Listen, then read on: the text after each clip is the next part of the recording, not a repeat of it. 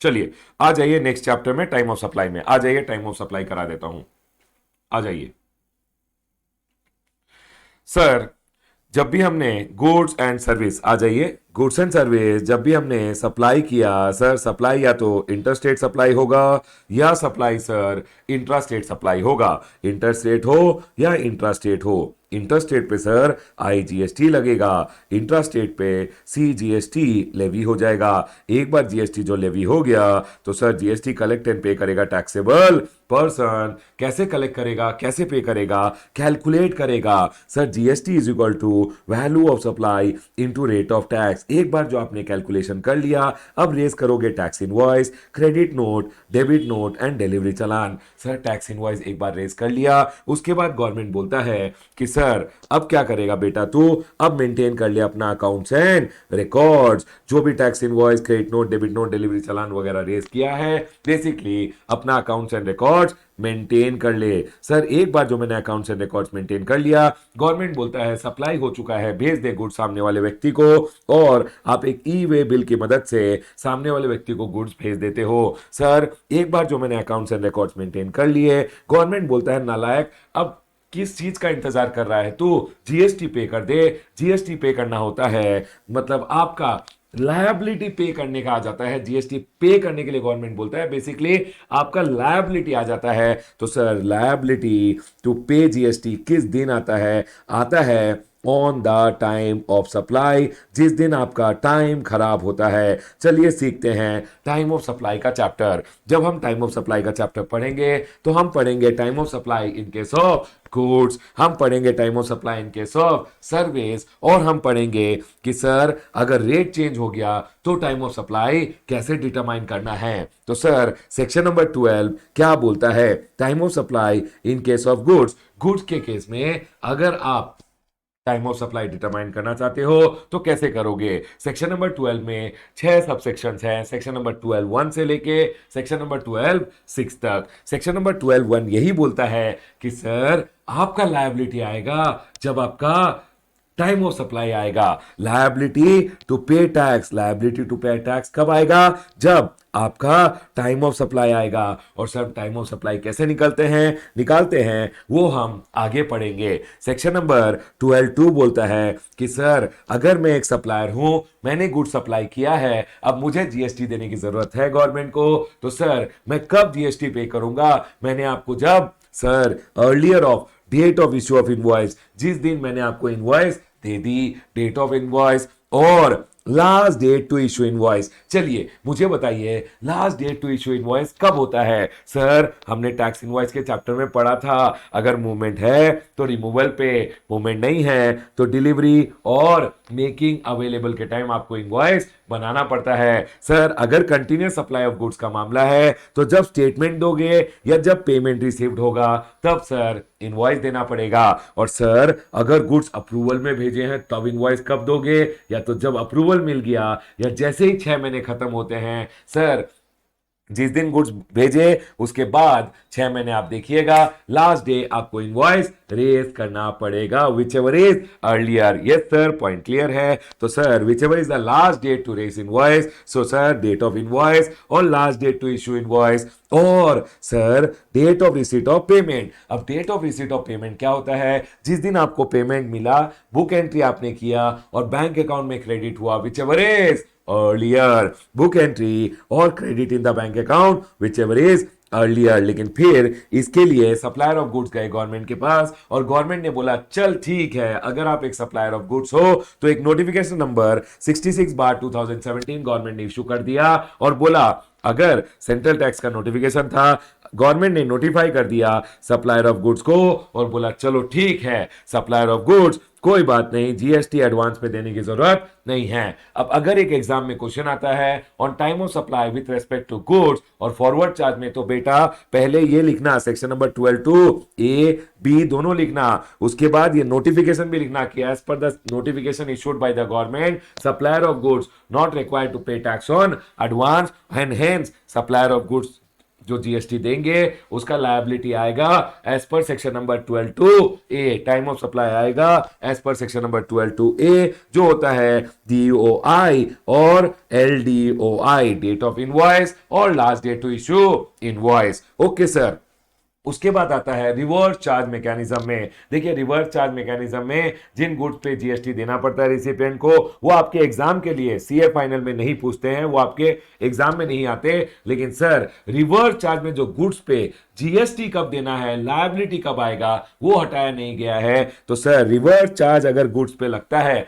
जो भी गुड्स पे, समझ लीजिए एक एग्रीकल्चरिस्ट बीड़ी वाले लीज, बीड़ी बनाने वाले जो बीड़ी के पत्ते होते हैं, तेंदू पत्ते, वो अगर मुझे बेचता है तो सर एग्रीकल्चरिस्ट तो जीएसटी देगा नहीं, तो गवर्नमेंट ने तेंदू पत्ता पे जीएसटी मुझे देने बोला है। अब सर मैं कब दूंगा, तो गवर्नमेंट ने बोला तुझे देना पड़ेगा earlier of date of receipt of goods, जिस दिन मुझे गुड्स मिले, और सर डेट ऑफ पेमेंट, जिस दिन मैंने पेमेंट किया, और पेमेंट करोगे तो बुक एंट्री होगा या आपका बैंक अकाउंट डेबिट होगा, विच एवर इज अर्लियर, या फिर आप देखना date immediately following 30 days from the date of invoice और other document by the supplier. Supplier ने जिस दिन आपको डॉक्यूमेंट दिया उससे आपको 30 डेज और उसके नेक्स्ट डे देखना है, 31st डे देखना है, इनवॉइस के बाद आपको 31st डे देखना है। चलिए मुझे एक बात बताइए सर, ये 31st डे का कैलकुलेशन आप मुझे बता दीजिए कि sir date immediately following 30 days from the date of invoice और other document by the supplier, supplier ने जो मुझे डॉक्यूमेंट दिया उससे आपको 31st डे देखना है। चलिए मैं बोलता हूं सप्लायर ने मुझे डॉक्यूमेंट दिया है 6 फरवरी को, क्या आप मुझे बताओगे इधर से 30 डेज और उसके बाद वाला दिन कौन सा होगा? चलिए फटाफट बताइए बच्चों, जल्दी बोलिए, सोचिए और बोलिए कि सर 31st डे कौन सा होगा। सर इसमें 31st डे होगा, पहले हमें देखना होगा कि सर फरवरी है तो फरवरी में होते हैं 28 डेज, 6 दिन चले गए, फ्रॉम होने से हमेशा 6 तारीख को छोड़ के आपको पहले 30 डेज और उसके बाद वाला दिन लेना है, basically date immediately following 30 days. उसके बाद बोला है from the date of invoice, तो इनवॉइस के बाद से पहले आपको 30 डेज देखने हैं। तो सर 28 माइनस 6 22 हो गए, प्लस 8 दिन हो गए, 8 ऑफ मार्च 30 डेज हो गए, उसके नेक्स्ट डे को लेना है, मतलब 9th ऑफ मार्च। जितने बच्चे 9th ऑफ मार्च निकाल सके very good very good very good, जो बच्चे नहीं निकाल पाए याद रखिएगा, देखिए ये डेट ऑफ इनवॉइस है, इसके बाद पहले 30 डेज निकाल ले और उसके बाद वाला दिन लेना है आपको। चलिए आगे बढ़ते हैं, आ जाइए।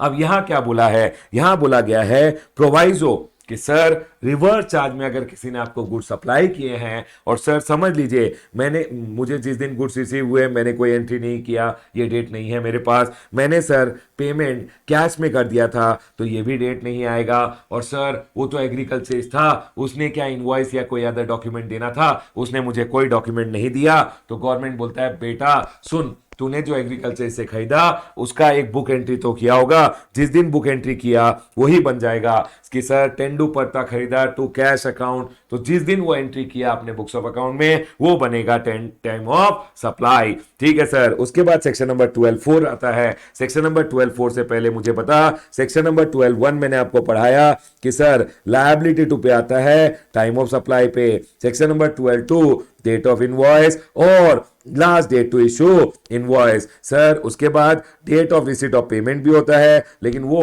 गवर्नमेंट ने बोला है आपको कंसीडर नहीं करना। सेक्शन नंबर 12(3) बोलता है रिवर्स चार्ज मैकेनिज्म के केस में date of receipt of goods.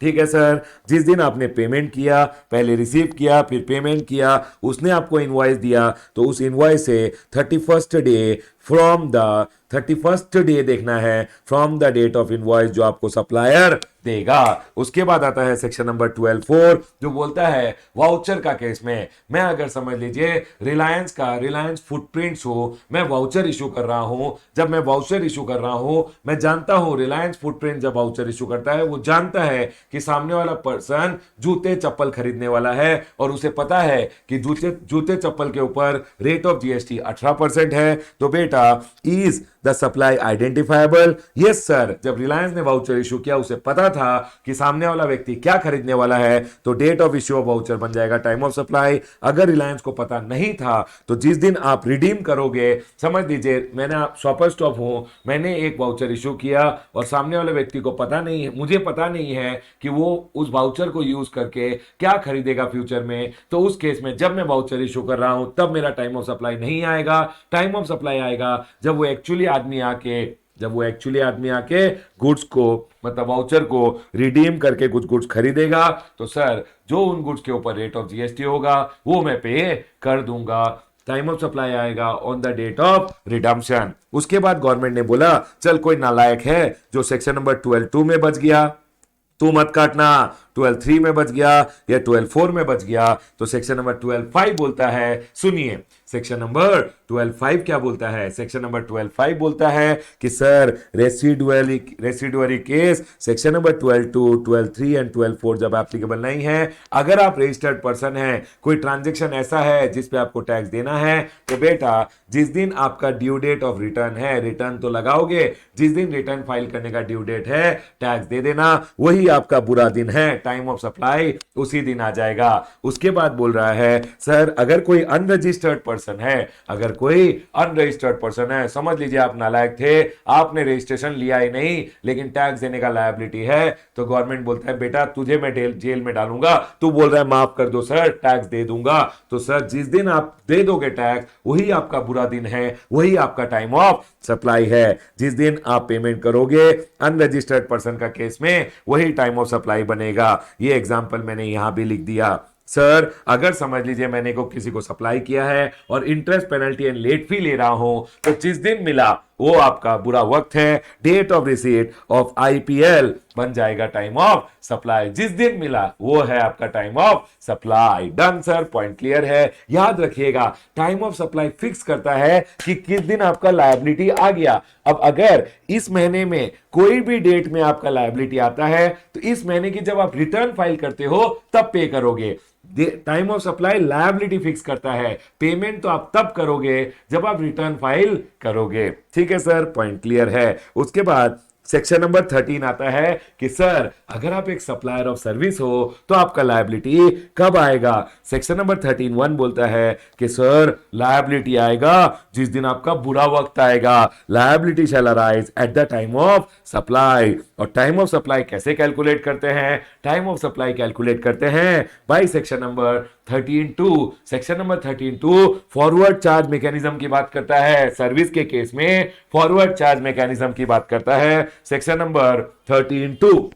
और सेक्शन नंबर 13(2) बोलता है फॉरवर्ड चार्ज मैकेनिज्म, मतलब सप्लायर्स पॉइंट ऑफ व्यू से, सप्लायर के पॉइंट ऑफ व्यू से आपको कब जीएसटी देना है। मैंने एक सर्विस दिया, अब मैंने सर्विस दिया तो मेरे पास टाइम लिमिट होता है to raise an invoice generally on और बिफोर 30 डेज और 45 डेज, लेकिन सर एनबीएफआई के केस में 45 डेज होता है। सर अगर कंटिन्यूस सप्लाई ऑफ सर्विस का मामला है, ड्यू डेट असर्टेनेबल है, due date of payment is ascertainable, तो ऑन और before due date invoice raise करना है। मैंने आपको सर्विस दिया, sir due date of payment ascertainable नहीं है, तो जिस दिन आप पैसा दे रहे हो उस दिन मेरे को इनवॉइस देना है। पेमेंट अगर लिंक टू कंप्लीशन है, जिस दिन मैंने इवेंट किया, मतलब जिस दिन इवेंट कंप्लीट हुआ, payment link to completion of event, तो सर ऑन और before completion of the event मुझे आपको इनवॉइस देना है। Sir payment link to completion on और before completion of the event. ठीक है सर।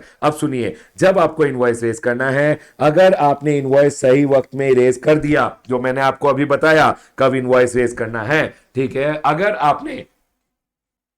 अगर आपने इनवॉइस रेज कर दिया, if invoice is on time, yes sir invoice time पे रेज कर दिया है सर, तो डेट ऑफ इनवॉइस और date of receipt of payment which ever is earlier. सुनिए, मैंने सर्विस दिया, मैंने इनवॉइस टाइम पे रेज कर दिया, इनवॉइस और payment earlier. Sir invoice time पे रेज नहीं किया तो इनवॉइस गया भाड़ में। Date of provisioning of service और date of provisioning of service, हाँ बाबा, 30 डेज और 45 days from the date of providing of service. ठीक है, ये इनवॉइस रेज करने का टाइम लिमिट्स है। चलिए, उसके बाद अगर मैंने इनवॉइस टाइम पे रेज किया, डेट ऑफ इनवॉइस और date of receipt of payment which ever is earlier. अगर इनवॉइस नहीं रेज किया टाइम में तो सर इनवॉइस गया भाड़ में, date of provisioning of service और date of receipt of payment which ever is earlier. अब यहां एक छोटा सा पॉइंट है कि सर जनरली सर्विस का केस में आपको एडवांस पे टैक्स जीएसटी देना पड़ता है, लेकिन सर समझ लीजिए आपके केस में कोई छोटा मोटा 1,500 रुपए का एडवांस मिल गया है तो उस पे या तो एडवांस मिलने पे दे दो या जब इनवॉइस रेज करोगे उस एडवांस रिलेटेड तब दे देना GST. Date of issue of invoice भी चलेगा, कोई बात नहीं। अब सुनिए, मैंने समझ लीजिए आपके घर में हाउसकीपिंग सर्विसेज दी, ठीक है सर, आप हमारे घर पे हाउसकीपिंग सर्विसेज दिया, मैंने बोला इनवॉइस नहीं दूंगा, आपने पेमेंट मुझे कैश में दे दिया, दोनों डेट नहीं है। मैं बोला क्या गवर्नमेंट को पता चलेगा, इनवॉइस नहीं दिया मैंने। Sir date of receipt of payment cash में ले लिया, उसके बाद सर किस दिन क्लीनिंग किया क्या गवर्नमेंट को पता चलेगा, मैंने डीप क्लीनिंग का सर्विस आपके घर पे दिया, कैसे गवर्नमेंट को पता चलेगा। उसके बाद मैंने तो पेमेंट कैश में ले लिया, चारों डेट्स मेरे बुक्स में है ही नहीं तो गवर्नमेंट मुझे पकड़ेगा कैसे। अब आपके यहाँ पे कोई इन्वेस्टिगेशन हुआ और आपने बोला ये अमाउंट तो मैंने रमेश को पे किया था कैश में और रमेश ने तो इनवॉइस नहीं दिया था इसके लिए। अब बैक यहां पे मुझे पीछे से अब ऑफिसर क्या करेगा, आपके अकाउंट में देखेगा कि सर रमेश ने इनवॉइस नहीं दिया, चल रमेश को पकड़ते हैं और मेरा बुरा वक्त आ गया, मेरा टाइम ऑफ सप्लाई आपने जिस दिन बुक एंट्री किया था वो बन जाएगा। यही बोला गया है अगर 13(2)(a और बी एप्लीकेबल नहीं है तो time of supply book entry date of recipient बनेगा। आपने रिसीव किया था सर्विस, आपने कैश का एंट्री किया होगा ना, क्लीनिंग सर्विसेज टू कैश, वो जिस दिन आपने एंट्री किया वही मेरा बुरा वक्त बन जाएगा, टाइम ऑफ सप्लाई। उसके बाद सेक्शन नंबर 13(3) देखिए, सेक्शन नंबर 12(3) में हमने पढ़ा था date of receipt of goods, date of payment और 31st day from the date of invoice by the supplier. Section number 13(3) में हम पढ़ते हैं, देखिए date of receipt of goods, यहां date of receipt of service ऐसा कुछ नहीं होता, यहां सिर्फ डेट ऑफ पेमेंट होता है कि सर अगर मैं रिसिपिएंट हूं मुझे रिवर्स चार्ज में पे करना है, रिसिपिएंट हूं, अब सुनिए मैं रिसिपिएंट हूं मुझे रिवर्स चार्ज में पे करना है तो सर जो सप्लायर था उसने सप्लाई कर दिया, मुझे रिवर्स चार्ज में करना है पे, तो सर डेट ऑफ पेमेंट देखूंगा और 61st डे देखूंगा, 31st नहीं 61st day from the date of invoice by the supplier. चल बेटा मुझे बता दे फटाफट कि ये जो 61st डे है ये अगर मैं बोलूं वैलेंटाइंस डे से आपको 61st डे कैलकुलेट करना है, डेट इमीडिएटली फॉलोइंग 60 डेज मतलब 61st डे होता है। बताइए फटाफट कि ये 61st डे कब होगा, बता बेटा बता।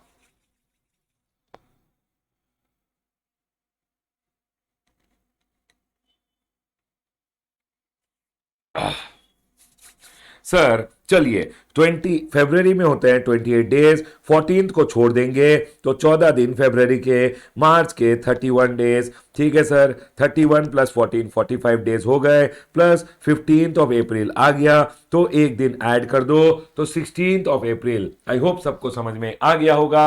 यस सर पॉइंट क्लियर है। चलिए आगे बढ़ते हैं, तो डेट ऑफ पेमेंट और 61st day from the date of invoice. अब सुनिए, ठीक है बाबा, डन है।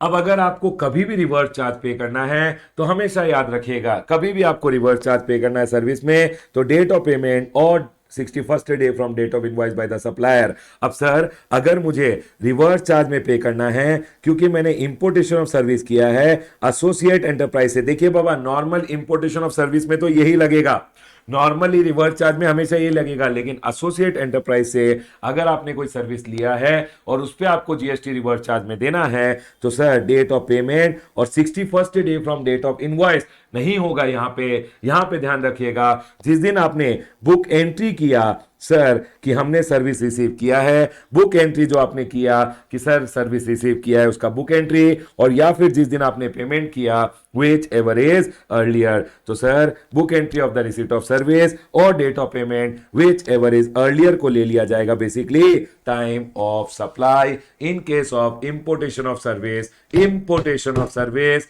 From your associate enterprise. ठीक है सर, पॉइंट क्लियर है। मैं अगर एग्जाम में पेपर सेट करता तो हो सकता है 1-2 मार्क का छोटा सा क्वेश्चन इस पॉइंट से पूछ लेता। ठीक है sir, section number 13.4, 13.5 and 13.6 same है जैसा गुड्स के केस में हमने पढ़ा था।